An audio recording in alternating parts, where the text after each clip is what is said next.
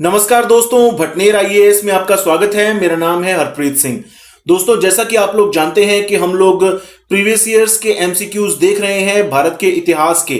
ठीक है, शुरुआत हमने प्राचीन भारत के इतिहास से की है और प्राचीन भारत के इतिहास में अब तक हम 2 लेसन देख चुके हैं। ये हमारा तीसरा लेसन है और यहां पर हम बात करेंगे 2006 से लेकर 2010 तक आईएएस प्री में प्राचीन भारत के इतिहास से जुड़े हुए जो भी प्रश्न आए हैं वो हम यहां पर देखेंगे। तो दोस्तों, होगा क्या कि यहां पर आज के इस लेसन में थोड़ी देर के लिए मैं एक छोटी सी विंडो में आपको नजर आऊंगा। ठीक है, और दरअसल इसका कारण है कि YouTube कुछ नए नियम बना रही है, तो उन नियमों को फॉलो करना पड़ेगा हमें। हालांकि अभी तक बने नहीं है, लेकिन जल्दी वो शुरू हो जाएंगे। ठीक है, तो मैं भी एक उसी प्रकार का एक एक्सपेरिमेंट कर रहा हूं और उम्मीद करता हूं कि ये ठीक रहेगा। ठीक है, तो दोस्तों, आज का जो पहला प्रश्न है वो आप लोगों के सामने है। आरंभिक मध्ययुगीन भारत में बौद्ध धर्म का पतन किस या किन कारणों से शुरू हुआ? ठीक है, तो बौद्ध धर्म का पतन किन कारणों से हुआ ये आपको देखना है, बताना है। ठीक है, और पूरा प्रश्न कैसे होता है? पूरा प्रश्न दोस्तों ये होगा, ये यहां पर आपको दिया हुआ है कि कौन सा कथन सही है। ठीक है, आपके सामने 3 कथन है, 1 2 3। 3 कथन आपके सामने हैं, आपको बताना है कि कौन सा या कौन से कथन सही हैं जिनके कारण बौद्ध धर्म का पतन हुआ। ठीक है, तो पहला कथन है दोस्तों आपके सामने कि उस समय तक बुद्ध विष्णु के अवतार समझे जाने लगे और वैष्णव धर्म का हिस्सा बन गए। तो क्या ये कारण है बौद्ध धर्म के पतन का? दूसरा कथन, अंतिम गुप्त राजा के समय तक आक्रमण करने वाली मध्य एशिया की जनजातियों ने हिंदू धर्म को अपनाया और बौद्धों को सताया।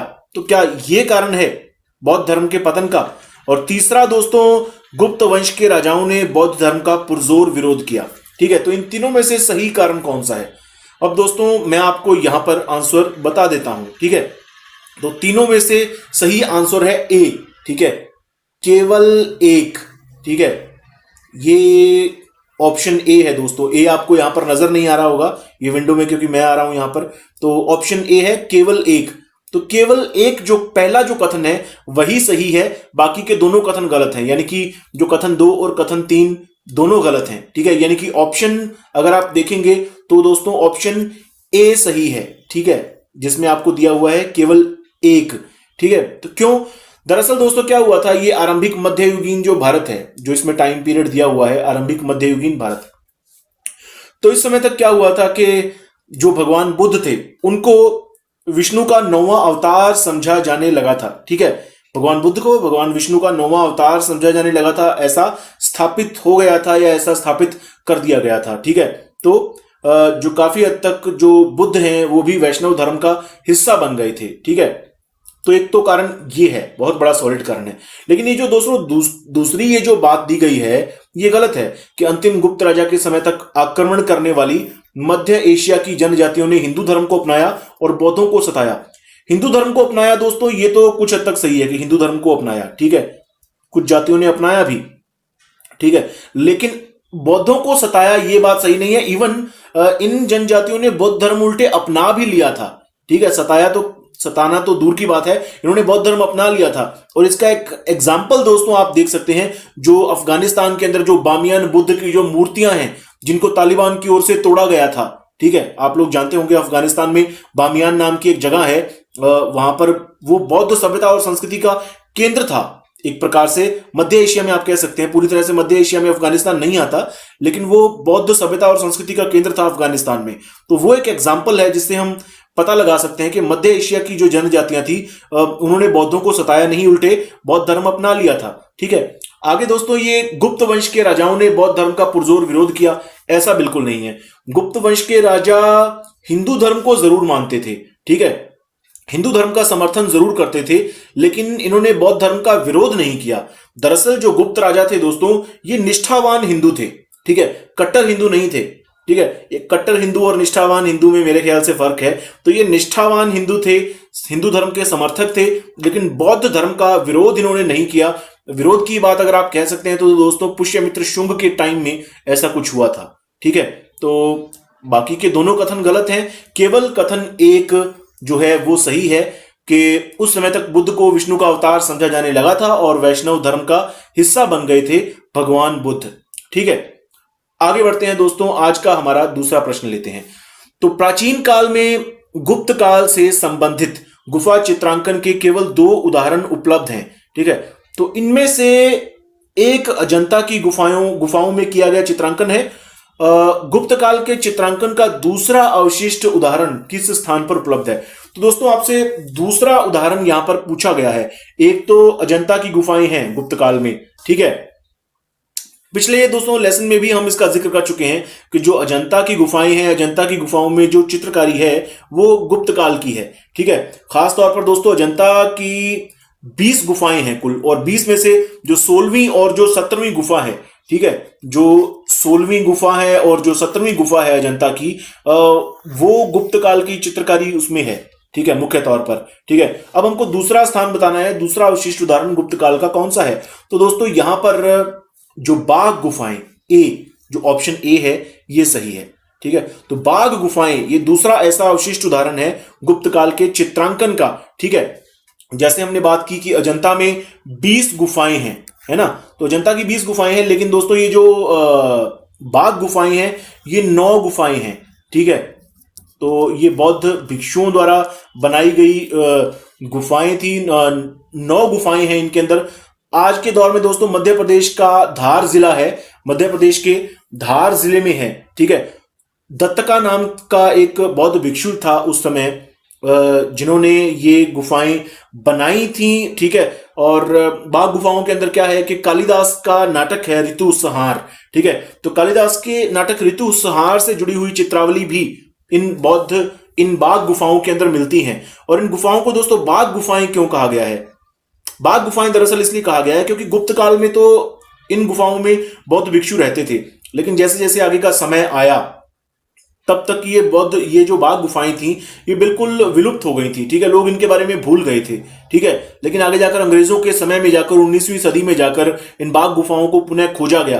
लेकिन जब इनको खोजा गया तब इन गुफाओं में बाघ रहने लगे थे, बाघ इन गुफाओं में निवास करने लगे थे, इसीलिए इन गुफाओं को बाघ गुफाएं कहा जाने लगा। और इन गुफाओं के पास एक नदी बहती है, उस नदी को बाघिनी नदी कहा जाने लगा। ठीक है, और इसके पास एक गांव है, इन गुफाओं के पास उस गांव को भी बाघ गांव कहने लगे। ठीक है दोस्तों, तो ये है मध्य प्रदेश के धार जिले में है ये बाघ गुफाएं, जो कि गुप्त काल के चित्रांकन का दूसरा उदाहरण है। ठीक है, तो दोस्तों फिलहाल मैं अपनी विंडो बंद कर रहा हूं, ये एक एक्सपेरिमेंट ही था। ठीक है, आगे बढ़ते हैं। तो दोस्तों अभी आपके सामने आज के लेसन का तीसरा प्रश्न है, जिसमें सवाल पूछा गया है कि अनेकांतवाद निम्नलिखित में से किसका क्रोड सिद्धांत व दर्शन है? तो दोस्तों अनेकांतवाद के बारे में पूछा गया है और ये एक फैक्चुअल प्रश्न है। ठीक है, ये प्रश्न आपको आता है तो आता है, नहीं आता तो नहीं आता। यहां पर आप कोई कंसेप्ट नहीं लगा सकते, कोई गणित नहीं लगा सकते। ठीक है, तो अगर आपने इसके बारे में पढ़ा है तो आप आंसर दे देंगे। तो मैं उम्मीद करता हूं कि आप में से ज्यादातर लोग अब तक दे चुके होंगे इसका आंसर। तो इसका आंसर है दोस्तों जैन। ठीक है, जैन मत, तो बी इसका आंसर हो जाएगा। अनेकांतवाद जो सिद्धांत है ये जैन मत का सिद्धांत है। ठीक है, तो दोस्तों अनेकांतवाद जो सिद्धांत है, अगर हम इसके बारे में बात करें तो इसका मोटा मोटा जो इसका कहना है अनेकांतवाद का, कि हर वस्तु को जानने के, हर विषय को जानने के कई पहलू होते हैं। ठीक है, कई दृष्टिकोण होते हैं, और उन सभी दृष्टिकोणों के समन्वय से हम उस बात को, उस वस्तु को जान सकते हैं। ठीक है, या उस विषय को जान सकते हैं। ठीक है, किसी एक चीज के बारे में हम केवल एक दृष्टिकोण से अगर देखेंगे तो हम उसके बारे में पूरी तरह से नहीं जान सकते। ठीक है, फॉर एग्जाम्पल दोस्तों आज के टाइम में अगर महात्मा गांधी की ही बात कर लें तो कुछ लोग महात्मा गांधी को कई तरीके से दोषी ठहराते रहते हैं कि भैया बंटवारा हो गया, बंटवारे के दोषी महात्मा गांधी हैं, और तमाम चीजों के दोषी महात्मा गांधी हैं, पाकिस्तान को इतने रुपए मिल गए उसके दोषी महात्मा गांधी हैं। तो वो उनका एक दृष्टिकोण है। ठीक है, कुछ लोगों का दृष्टिकोण महात्मा गांधी के बारे में इस तरह का है कि भगत सिंह को जो फांसी हुई, भगत सिंह की फांसी नहीं रुकवा सके महात्मा गांधी, तो इस बारे में महात्मा गांधी को दोष देते हैं। कुछ लोग बिल्कुल गांधीवादी हैं, वो गांधी जी की हर बात को सही बताते हैं। तो दोस्तों आपको सभी दृष्टिकोणों को देखना होगा। ठीक है, इसमें दोस्तों एक बहुत ही शानदार एक एग्जाम्पल जैन मतवावलंबियों के द्वारा दिया जाता है कि एक गांव के अंदर एक हाथी आया। ठीक है, और उस गांव में 6 दृष्टिहीन लोग थे। ठीक है, तो उन 6 दृष्टिहीन लोगों के सामने हाथी आया। अब वो 6 दृष्टिहीन लोगों ने क्या किया कि एक ने तो हाथी की पूंछ पकड़ ली, एक ने हाथी की सूंड पकड़ ली, एक ने हाथी का कान पकड़ लिया, एक ने हाथी का पैर पकड़ लिया। अब सभी लोग अपने अपने तरीके, अब वो सभी जो 6 दृष्टिहीन लोग थे, ठीक है, वो अपने अपने तरीके से बताने लगे कि भैया मैंने तो हाथी को पकड़ लिया और हाथी ऐसा होता है। जिसने हाथी का पांव पकड़ा था वो तो कहता भैया हाथी एक खंबे जैसा होता है, ठीक है। अब जिसने पूंछ पकड़ी थी वो कहता हाथी एक रस्सी की तरह का होता है, ठीक है। जिसने हाथी की सूंड पकड़ी वो कहता हाथी एक सांप की तरह का, अजगर की तरह का होता है, ठीक है। और जिसने हाथी का कान पकड़ा उसने कहा कि हाथी एक पंखे की तरह का होता है, ठीक है, जो देसी पंखा होता है, ठीक है, उस तरह का होता है, ठीक है। अब दोस्तों असल में वो दृष्टिहीन थे, उन लोगों ने जैसा महसूस किया उन्होंने बोला कि हाथी तो भैया ऐसा होता है। लेकिन बाद में कोई व्यक्ति उनके पास आया, उसने बताया कि भैया आपने अपने अपने तरीके से हाथी को महसूस किया है, ठीक है। अगर आप अपने सभी लोग अपने विचारों को समन्वित कर दें तो आप देखिए कि हाथी कैसा होता है, ठीक है। तो इस तरह की बात है दोस्तों, अनेकांतवाद, ठीक है। किसी भी चीज को देखने के अनेक पहलू हैं, ठीक है। आपको हर चीज के अनेक पहलुओं का समन्वय करते हुए चलना पड़ेगा, तभी आप उस विषय के बारे में समझ सकेंगे। या तो ठीक है अनेकांतवाद को मानते हैं या फिर एकांतक बात हो जाएगी दूसरी बात, तो ठीक है एकांतक, आप केवल एक ही बात को मानते चले जाएंगे, ठीक है, आपका दृष्टिकोण विकसित नहीं हो पाएगा। जैन मत कहता है कि अगर आपको अपना दृष्टिकोण विकसित करना है तो आपको अनेकांतवाद को फॉलो करना चाहिए, ठीक है। अनेकांतवाद को दोस्तों कई जगह पर स्यादवाद भी कहा गया है, लेकिन स्यादवाद में थोड़ा सा डिफरेंस है अनेकांतवाद और स्यादवाद में, ठीक है। तो इस तरह से है दोस्तों, काफी हद तक मिलते जुलते हैं अनेकांतवाद और स्यादवाद, बहुत ही थोड़ा सा डिफरेंस है, उसके बारे में मैं यहां पर बात नहीं करूंगा, ठीक है। आगे बढ़ते हैं। अब दोस्तों ये कूट वाला प्रश्न है आप लोगों के सामने, सूची 1 और सूची 2 से सुमेलित कीजिए, ठीक है। सूची 1 को सूची 2 से सुमेलित कीजिए और सूचियों के नीचे दिए गए कूट का प्रयोग करके सही उत्तर चुनिए। अब कूट क्या है दोस्तों, कूट आपके सामने ये है, ठीक है। तो इसके हिसाब से आपको अब आंसर देना है, सूचियों को सुमेलित करना है, ठीक है। अभी थोड़ा सा मैं इसको बड़ा कर देता हूं, सूचियां आपके सामने थोड़ी ज्यादा बड़ी आ जाएंगी। दोस्तों पहली सबसे बड़ी बात तो आपको सूचियों को सुमेलित करना है। सूचियों को आपने सुमेलित कर दिया तो कूट तो आप आसानी से मिला ही लेंगे, ठीक है। तो सूची 1 और सूची 2 में देखिए दोस्तों, ये जो विद्याशंकर मंदिर है, ठीक है, तो विद्याशंकर मंदिर जो है क्या ये आंध्र प्रदेश में है, आपको ये देखना है। अब जिन लोगों को मालूम है वो तो इसको मिला लेंगे, ठीक है, और जिनको नहीं मालूम वो नहीं मिला पाएंगे। अक्सर होता क्या है कि अगर आप 2 या 3 अगर आप जानते हैं तो आपका आंसर सही हो जाता है, ठीक है। इन चारों में से अगर आपको 2 या 3 ऑप्शन भी सही तरीके से आए हुए ना तो भी आपका आंसर सही हो जाएगा। अगर चारों आते हैं तो बेस्ट बात है, 3 आते हैं तो बहुत अच्छी बात है, ठीक है। तो अभी मैं आपको बता देता हूं दोस्तों, ये जो विद्याशंकर जो मंदिर है, विद्याशंकर मंदिर ये कर्नाटका में है, ठीक है। तो ए के आगे आप लगा देंगे 2, ठीक है। अब ये राजरानी मंदिर, राजरानी मंदिर कहां है, तो राजरानी मंदिर जो है दोस्तों ये आ जाता है उड़ीसा में, ठीक है। तो बी के आगे हमने लगा दिया 4, ठीक है। इसी तरह कंदरिया महादेव मंदिर बहुत ही मशहूर मंदिर है, तो कंदरिया महादेव मंदिर कहां पर है, तो दोस्तों कंदरिया महादेव मंदिर आ जाता है मध्य प्रदेश में ही है, ठीक है। तो 3 इसके सामने तो 3 जो है वो सही है, ठीक है। अब आगे भीमेश्वर मंदिर, तो सीधी सी बात है 2 4 और 3 तो लग गए, तो इसके आगे 1 ही आएगा। भीमेश्वर मंदिर जो है ये आपके सामने आंध्र प्रदेश में आ जाएगा, ठीक है। तो दोस्तों इस तरह से आपके ये कूट मिल चुके हैं, आपको पता लग गया है कि ठीक है ए के आगे 2 है, बी के आगे 4 है, सी के आगे 3 है, डी के आगे 1 है। अब आप नीचे देखिए, ठीक है।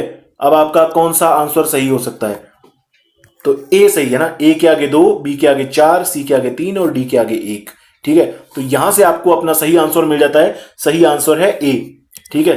अब मैं दोबारा छोटा कर देता हूं, तो आपके सामने अब सही आंसर आ जाएगा ए, ठीक है। जो हमने लगाया था पहले ए के आगे 2, ठीक है, बी के आगे 4, राजरानी मंदिर कहां पर है, उड़ीसा में, कंदरिया महादेव सी के आगे 3 और भीमेश्वर मंदिर डी के आगे 1 आंध्र प्रदेश में, ठीक है। तो इस तरह से है दोस्तों, ठीक है, आप देख लीजिए। आगे बढ़ते हैं। बौधायन प्रमेय, बौधायन शल्व सूत्र ये किससे संबंधित है। अब ये भी दोस्तों एक फैक्चुअल प्रश्न है, इसका आंसर आपको आता है तो आता है, नहीं आता तो नहीं आता। बाकी मैं आपको इसका आंसर बता देता हूं, उम्मीद करता हूं कि आप में से बहुत लोगों को आता होगा। तो दोस्तों इसका एक सीधा सा आंसर है, बौधायन प्रमेय जो है ये समकोण त्रिभुज की भुजाओं की लंबाइयों से संबंधित है। ठीक है, बौधायन प्रमेय जो है समकोण त्रिभुज की भुजाओं की लंबाई से संबंधित है। ठीक है, अब इसके बारे में दोस्तों मैं ज्यादा डिस्कस नहीं करूंगा क्योंकि मैथ्स में मैं थोड़ा सा कमजोर हूं। इसकी ज्यादा व्याख्या मैं नहीं करूंगा, फैक्चुअल प्रश्न है। ठीक है, आगे बढ़ते हैं। इलाहाबाद स्तंभ शिलालेख निम्नलिखित में से किससे संबंधित है? ठीक है, अब दोस्तों ये जो प्रश्न है ना, ये प्रश्न अपने आप में विवादित भी हो सकता है। ठीक है, इलाहाबाद स्तंभ शिलालेख किससे संबंधित है? अब यहां पर लोगों के अपने अपने मत हो सकते हैं कि कौन सा आंसर सही है। ठीक है, लेकिन मेरे ख्याल से जो आंसर सही है वो समुद्रगुप्त सही है। ठीक है, अब बहुत सारे लोग दोस्तों इसके अंदर अशोक को भी सही आंसर मानेंगे। ठीक है, एक प्रकार से है भी, लेकिन मेरे ख्याल से यहां पर ज्यादा सही आंसर समुद्रगुप्त है। ठीक है, क्योंकि कई बार दोस्तों इस तरह के प्रश्न आ जाते हैं, ठीक है, जिनमें विवाद रहता है, लेकिन यूपीएससी में एक ये बात रहती है कि आप इनको कोर्ट में चैलेंज वगैरह नहीं कर सकते हैं। अगर कोई पीसीएस एग्जाम रहे तो इनको कोर्ट में चैलेंज किया जाता है। ठीक है, तो यहां पर अधिकतर समुद्रगुप्त माना गया है। ठीक है, इस एग्जाम के बाद समुद्रगुप्त को ही सही माना गया था अधिकतर जगह पर। ठीक है, तो कैसे है दोस्तों, दरअसल इलाहाबाद स्तंभ लेख समुद्रगुप्त क्यों माना जा रहा है दोस्तों? जो इलाहाबाद स्तंभ लेख है ये वही है दोस्तों प्रयाग प्रशस्ति। ठीक है, और प्रयाग प्रशस्ति तो आप लोग जानते ही हैं, प्रयाग प्रशस्ति समुद्रगुप्त से ही जुड़ी हुई है ना, जिसमें समुद्रगुप्त की विजयों का वर्णन है ना। जो प्रयाग प्रशस्ति है, जो इलाहाबाद स्तंभ लेख है, ये प्रयाग प्रशस्ति ही है। इसमें समुद्रगुप्त की विजयों का वर्णन है। समुद्रगुप्त के जो राज्य कवि थे हरिशेन, ठीक है, हरिशेन के द्वारा लिखी गई थी प्रयाग प्रशस्ति। ठीक है, इसमें समुद्रगुप्त की विजयों का वर्णन है, समुद्रगुप्त के बारे में काफी बातें लिखी गई हैं। ठीक है, समुद्रगुप्त के समय का इतिहास आप जान सकते हैं इसके द्वारा। ठीक है, लेकिन दोस्तों इसमें बात यह है कि ये जो प्रयाग प्रशस्ति थी मूल तौर पर दोस्तों ये एक अशोक स्तंभ है। ठीक है, मूल तौर पर यह एक अशोक स्तंभ है जो कि कौशांबी में लगवाया गया था सम्राट अशोक के द्वारा, जो मौर्य सम्राट थे। ठीक है, कौशांबी में लगवाया गया था। ठीक है, लेकिन हुआ क्या कि समुद्रगुप्त के टाइम में इसे प्रयाग में लाया गया और प्रयाग में इसके ऊपर प्रशस्ति लिखी गई। इवन अशोक के समय की भी कुछ बातें इसके ऊपर लिखी गई हैं, जब इसे कौशांबी शिलालेख आप कहेंगे तो। ठीक है, अगर दोस्तों यहाँ पर इलाहाबाद स्तंभ लेख यहाँ पर कौशांबी स्तंभ लेख आया था ना, तो डायरेक्ट इसका आंसर अशोक हो सकता था। लेकिन जब इलाहाबाद स्तंभ लेख आ रहा है तो क्योंकि इलाहाबाद में खासतौर पर प्रयाग में इसको समुद्रगुप्त ने लाने का काम किया था, तो इसका आंसर हो जाता है समुद्रगुप्त। ठीक है, अगर इसको कौशांबी अभिलेख कहते तो हम इसको आंसर अशोक दे देते, लेकिन फिर भी दोस्तों विवाद का विषय तो ये रहेगा ही। ठीक है, लेकिन आप व्याख्या दोस्तों इसीलिए आपके काम की है कि आप पूरी तरह से जान सकेंगे इसके बारे में। इवन दोस्तों ये जो इलाहाबाद स्तंभ लेख है, इस पर आपने अभी जान लिया कि इसको बनवाया था अशोक ने, कौशांबी में स्थापित करवाया था, समुद्रगुप्त के टाइम में इसको प्रयाग में ले आया गया और समुद्रगुप्त की प्रशस्ति भी इसके ऊपर है। और तीसरा एक और दोस्तों राजा है जहांगीर, मुगल सम्राट जहांगीर। ठीक है, जहांगीर के बारे में भी इसके ऊपर लिखा हुआ है। तो इसके ऊपर भारत के तीन अलग अलग समय में, जो भारत के अलग अलग समय में सम्राट रहे हैं उनके बारे में इस शिलालेख के ऊपर लिखा हुआ है, इस स्तंभ के ऊपर लिखा हुआ है। ठीक है, तो ये जो इलाहाबाद का जो स्तंभ है इसके ऊपर 3 सम्राटों के बारे में लिखा है। 3 सम्राटों का इतिहास आपको पता चलता है, अशोक के बारे में, समुद्रगुप्त के बारे में और आगे जाकर मुगल सम्राट जहांगीर के बारे में। ठीक है, आगे बढ़ते हैं। निम्नलिखित कथनों पर विचार कीजिए। ठीक है, तो अब दोस्तों ये प्रश्न है कि विचार कीजिए जो कथन आपके सामने हैं और इन कथनों में से सही कौन सा है या कौन से कथन सही हैं। तो पहला कथन आपके सामने है, दक्षिण भारत के इक्ष्वाकु शासक बौद्ध मत के विरोधात्मक थे या बौद्ध मत के विरोधी थे। दूसरा कथन है, पूर्वी भारत के पाल शासक बौद्ध मत के समर्थक थे। अब इनमें से कौन सा सही है? ठीक है, तो उम्मीद करता हूं अब तक आपने आंसर देख लिया होगा कि कौन सा आंसर सही है जिन लोगों को आता है। ठीक है, ये फैक्चुअल भी है एक प्रकार से और कॉन्सेप्चुअल भी है। मतलब अगर आपने गहराई से पढ़ा होगा तो इसका आंसर आप दे देंगे, और इक्ष्वाकुओं के बारे में अगर आपने पढ़ा होगा या पाल वंश के बारे में आपने पढ़ा होगा तो एक प्रकार से फैक्चुअल भी बन जाएगा आप लोगों के लिए, है ना। तो दोस्तों अभी मैं आप बता देता हूं, इसका आंसर है बी। ठीक है, तो केवल जो दूसरा कथन है वही सही है। ठीक है, जो ऑप्शन बी है वही सही है। ठीक है, मतलब पूर्वी भारत के पाल शासक बौद्ध मत के समर्थक थे। तो ये बात तो सही है कि पूर्वी भारत के जो पाल शासक थे वो बौद्ध मत के समर्थक थे।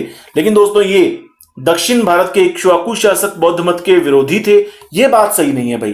ठीक है, जो इक्ष्वाकु शासक थे दक्षिण भारत के, ये बौद्ध मत के विरोधी नहीं थे। इवन इक्ष्वाकु वंश के अभिलेखों से इस बात का पता चलता है कि इनके टाइम में बौद्ध विहार बने थे, बौद्ध मूर्तियों का निर्माण हुआ था, तो ये बौद्ध मत के विरोधी नहीं थे। ठीक है, तो कुछ हद तक ये समर्थक थे बौद्ध मत के और हिंदू धर्म के भी समर्थक थे। ठीक है, तो विरोधी ये बिल्कुल नहीं थे बौद्ध मत के। तो ये बात है दोस्तों। अभी अगला प्रश्न आप लोगों के सामने है दोस्तों कि प्राचीन काल के भारत पर आक्रमणों के संबंध में निम्नलिखित में से कौन सा सही कालानुक्रम है। ठीक है, तो दोस्तों यहां पर तीन अलग अलग विदेशी आक्रमण भारत के ऊपर बताए गए हैं, यूनानी शक कुषाण या यूनानी कुषाण शक। तो तीन अलग अलग जातियां जिन्होंने भारत पर अलग अलग समय पर आक्रमण किया था, इनमें सबसे पहले किसने किया, बाद में किसने किया और उसके बाद में किसने किया, तो ये आपको देखना है। ठीक है, अगर आपने गहराई से पढ़ा है, ढंग से पढ़ा है इस टॉपिक को, तो आप इसका आंसर दे देंगे। तो मैं आपको दोस्तों बता देता हूं, इसका आंसर है ए। ठीक है, यूनानी शक और कुषाण, इनमें सबसे पहले भारत पर आक्रमण किया था यूनानियों ने। ठीक है, तो इसमें दोस्तों सिकंदर ने सबसे पहले भारत पर आक्रमण किया था 326 ईस्वी पूर्व में। ठीक है, तो सिकंदर ने भारत पर आक्रमण किया था 326 ईस्वी पूर्व में। सिकंदर जो कि मैसेडोनिया का शासक था, मकदूनिया भी इसे कह देते हैं। ठीक है, तो मैसेडोनिया का शासक था सिकंदर, जिसने 326 ईस्वी पूर्व में भारत पर आक्रमण किया था। इसके बाद शकों ने भारत पर आक्रमण किया था 90 ईस्वी पूर्व। ठीक है, तो ईस्वी पूर्व दोस्तों इसे हम बीसी भी कह देते हैं ना, जो इंग्लिश के लोग हैं, 90 बीसी। ठीक है, तो 90 ईस्वी पूर्व में आक्रमण किया था शकों ने। ठीक है, इसके बाद दोस्तों जो कुषाणों का भारत पर आक्रमण हुआ था, यह हुआ था 45 ईस्वी 45 या ईस्वी सन 45, इसे दोस्तों एडी कहते हैं, है ना, तो एडी। तो 45 एडी में कुषाणों ने आक्रमण किया था। तो सबसे पहले भारत पर यूनानी आक्रमण जो हुआ था वो 326 ईस्वी पूर्व हुआ था। ठीक है, इसमें दोस्तों कुछ लोग कहते हैं भारत पर सबसे पहला यूनानी आक्रमण जो था वो दारा ने किया था, लेकिन दोस्तों दारा यानी कि डेरियस। ठीक है, तो डेरियस दोस्तों ये एक पर्शियन शासक था, ईरानी शासक था, हखमनी शासक कह सकते हैं। ठीक है, तो इन्होंने डेरियस ने भारत पर आक्रमण किया था सबसे पहले 513 ईस्वी पूर्व में। ठीक है, यूनानियों से भी पहले किया था, लेकिन ये एक पर्शियन अटैक था। इसको आप ईरानी आक्रमण कह सकते हैं, इसको आप हखमनी वंश इनको कहते थे, तो वो आप इसको कह सकते हैं। ठीक है, तो इस तरह से है। अगर यूनानी आक्रमण सबसे पहले बात करेंगे तो वो सिकंदर का आक्रमण 326 ईस्वी पूर्व वाला ही माना जाएगा। ठीक है, आगे बढ़ते हैं। अब दोस्तों प्राचीन नगर तक्षशिला निम्नलिखित में से किनके बीच स्थित था। ठीक है, तो अब आपको यह देखना है कि तक्षशिला किनके बीच स्थित था, इवन किसके बीच स्थित है, ये आपको बताना है। तो दोस्तों तक्षशिला जो नगर है, इवन तक्षशिला यूनिवर्सिटी है ना, तो वर्तमान में ये पाकिस्तान में है। ठीक है, और ये आपको बताना है कि ये नदियों के नाम दिए हुए हैं, कौन सी नदियों के बीच स्थित है। अब ये भी दोस्तों एक कंसेप्चुअल बात है कि आप अगर नदियों के बारे में अच्छे से पढ़ चुके होंगे तो आप इसका एक अंदाजा लगा सकते हैं। ठीक है, लेकिन मैं आपको बता देता हूं इसका आंसर सीधा सीधा। दोस्तों सिंधु और झेलम दो नदियां हैं, इन दोनों के बीच में स्थित था तक्षशिला। ठीक है, इसे विश्व की पहली यूनिवर्सिटी कहा जाता है। ठीक है, नालंदा यूनिवर्सिटी से भी काफी पुरानी यूनिवर्सिटी तक्षशिला यूनिवर्सिटी है, जो कि आज पाकिस्तान में है। पाकिस्तान के रावलपिंडी जिले में है दोस्तों आज के टाइम में तक्षशिला। ठीक है, तो सिंधु और झेलम नदियों के बीच में। ठीक है, झेलम नदी जो दोस्तों है ये अपने भारत के श्रीनगर से निकलती है, वेरीनाग झरने से, है ना, और सिंधु नदी तो इधर तिब्बत से निकलती है ना, इस तरह से है। आगे, निम्नलिखित में से किसने राष्ट्रकूट साम्राज्य की नींव रखी थी। तो दोस्तों राष्ट्रकूट साम्राज्य की नींव किसने रखी थी, ये आपको आंसर देना है। सीधा सीधा फैक्चुअल प्रश्न है। ठीक है, कोई इधर उधर की बात नहीं है। हालांकि बाकी के जो नाम हैं वो भी राष्ट्रकूट राजाओं के हैं, राष्ट्रकूट शासकों के हैं। तो आपको यहां पर आंसर देना है कि राष्ट्रकूट साम्राज्य की नींव किसने रखी थी, संस्थापक कौन था राष्ट्रकूट साम्राज्य का। ठीक है, तो आपको आंसर दोस्तों मैं दे देता हूं, राष्ट्रकूट साम्राज्य का संस्थापक था दंतीदुर्ग। ठीक है, राष्ट्रकूट साम्राज्य दोस्तों बहुत ही ताकतवर साम्राज्य रहा है अपने दौर में। आप लोगों ने पढ़ा होगा कि पाल, प्रतिहार और राष्ट्रकूट एक त्रिपक्षीय एक संघर्ष चला था इस दौर में, है ना। हर्षवर्धन के बाद जो आरंभिक मध्यकाल है उसके अंदर एक त्रिपक्षीय संघर्ष चला था, ठीक है, जो कि राष्ट्रकूट, प्रतिहार और पाल वंश के बीच में चला था, ठीक है। तो राष्ट्रकूट वंश जो था दोस्तों, इसकी स्थापना की गई थी दंती दुर्ग के द्वारा, ठीक है। इनका दंती दुर्ग इनका पहला शासक था, जिसने 753 ईस्वी में, ठीक है, 753 ईस्वी में इसने चालुक्य शासक कीर्तिवर्मन को हराया था और अपने राष्ट्रकूट साम्राज्य की नींव रखी थी, ठीक है। दोस्तों मुख्य तौर पर जो राष्ट्रकूट साम्राज्य था ये आज का जो कर्नाटका है, ठीक है, उसमें स्थापित था। आज का जो कर्नाटका है मुख्य तौर पर ये उसमें स्थापित था, लेकिन समय समय पर ये इन्होंने अपने साम्राज्य का विस्तार किया, तो इनका साम्राज्य आगे चलकर महाराष्ट्र में भी फैल गया था, कुछ हद तक आंध्र प्रदेश में भी था, इवन गुजरात तक पहुंच गए थे ये, ठीक है। तो इस तरह से है दोस्तों, ठीक है। मुख्य तौर पर ये कर्नाटका में है और इनकी भाषा जो थी वो कन्नड़ थी, ठीक है। तो ये है दोस्तों। बाकी दोस्तों इनके ये जो बाकी के जो शासकों के नाम आप देख रहे हैं, अमोघवर्ष, ध्रुव, कृष्ण, ये सारे भी राष्ट्रकूट शासक ही हैं, ठीक है। तो दोस्तों ये था आज का हमारा तीसरा लेसन, प्राचीन भारत के इतिहास के एमसीक्यूज से जुड़ा हुआ, जिसमें हमने 2006 से लेकर 2010 तक आईएएस प्री में आए हुए प्रश्नों को देखा है, उनके आंसर्स को देखा है। उम्मीद करता हूं कि ये लेसन आपको ठीक लगा होगा। धन्यवाद।